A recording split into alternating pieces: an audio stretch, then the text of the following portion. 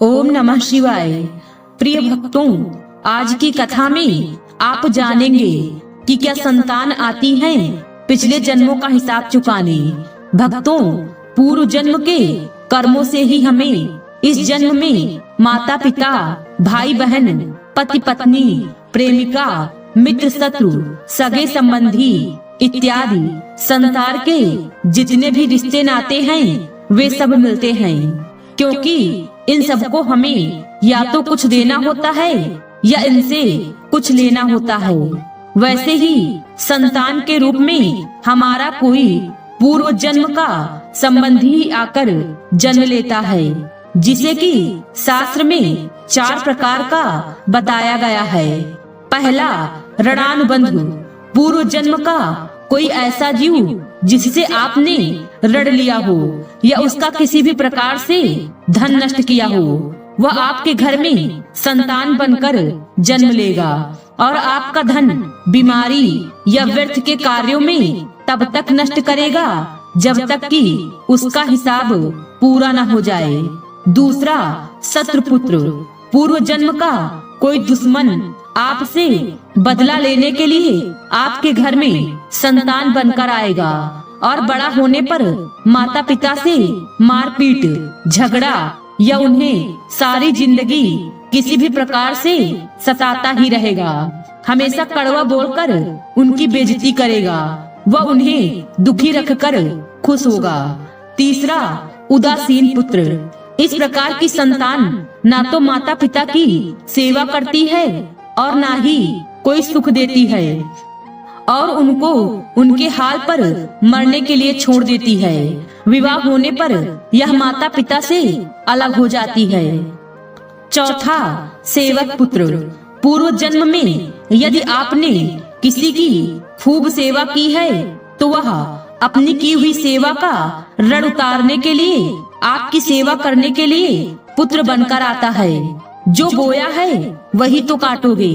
अपने माँ बाप की सेवा की है तो ही आपकी औलाद बुढ़ापे में आपकी सेवा करेगी, वरना कोई पानी पिलाने वाला भी पास में न होगा। आप यह न समझे कि यह सब बातें केवल मनुष्य पर ही लागू होती हैं। इन 4 प्रकारों में कोई सा भी जीव आ सकता है। जैसे आपने किसी गाय की निस्वार्थ भाव से सेवा की है तो वह भी पुत्र या पुत्री बनकर आ सकती है। यदि आपने गाय को स्वार्थवश पालकर उसके दूध देना बंद करने के पश्चात उसे घर से निकाल दिया हो तो वह ऋणानुबंध पुत्र या पुत्री बनकर जन्म लेगी। यदि आपने किसी निरपराध जीव को सताया है तो आपके जीवन में शत्रु बनकर आएगा। इसलिए जीवन में कभी किसी का बुरा नहीं करे, क्योंकि प्रकृति का नियम है कि आप जो भी करोगे उसे वह आपको इस जन्म या अगले जन्म में 100 गुना करके देगी। यदि आपने किसी को 1 रुपया दिया है तो समझो आपके खाते में 100 रुपए जमा हो गए हैं। यदि आपने किसी का 1 रुपया छीना है तो समझो आपकी जमा राशि से 100 रुपए निकल गए। जरा सोचो कि आप कौन सा धन साथ लेकर आए थे और कितना साथ लेकर जाओगे।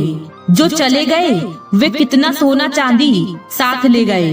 मरने पर जो सोना चांदी धन दौलत बैंक में पड़ा रह गया, समझो वह व्यर्थ ही कमाया। औलाद अगर अच्छी और लायक है तो उसके लिए कुछ भी छोड़कर जाने की जरूरत नहीं, खुद ही खा कमा लेगा। और अगर बिगड़ी और नालायक औलाद है तो उसके लिए जितना मर्जी धन छोड़कर जाओ, वह चंद दिनों में सब बर्बाद करके ही चैन लेगा।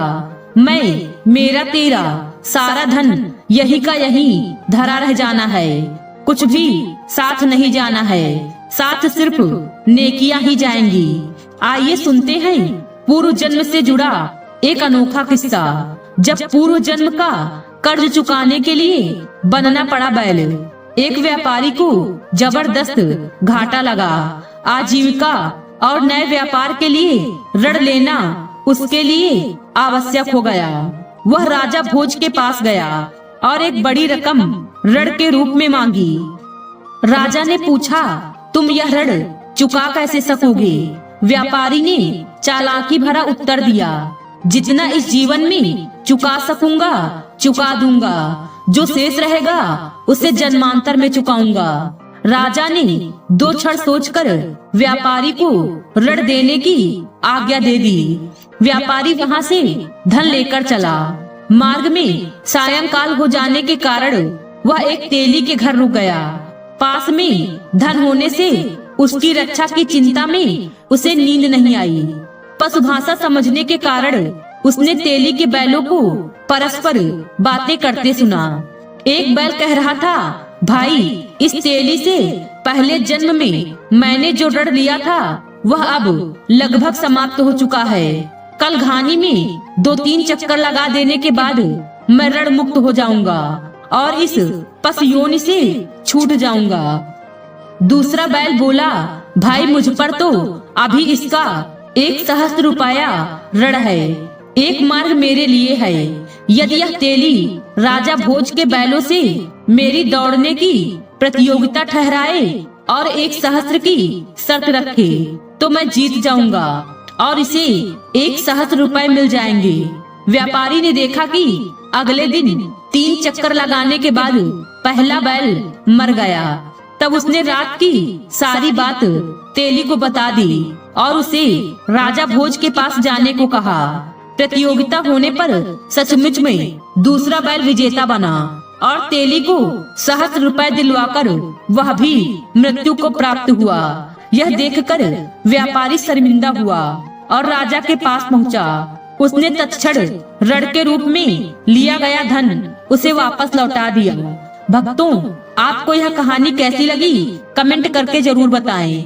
आज की वीडियो में बस इतना ही। उम्मीद है वीडियो पसंद आई होगी। इस वीडियो में बोलते समय कोई त्रुटि हुई हो तो क्षमा करें। वीडियो पसंद आई हो तो वीडियो को लाइक और शेयर करें और चैनल को सब्सक्राइब कर दें और कमेंट बॉक्स में हर हर महादेव लिखना बिल्कुल न भूलें। मिलते हैं अगले वीडियो में। खुश रहिए और खुशियाँ बांटते रहिए। हर हर महादेव।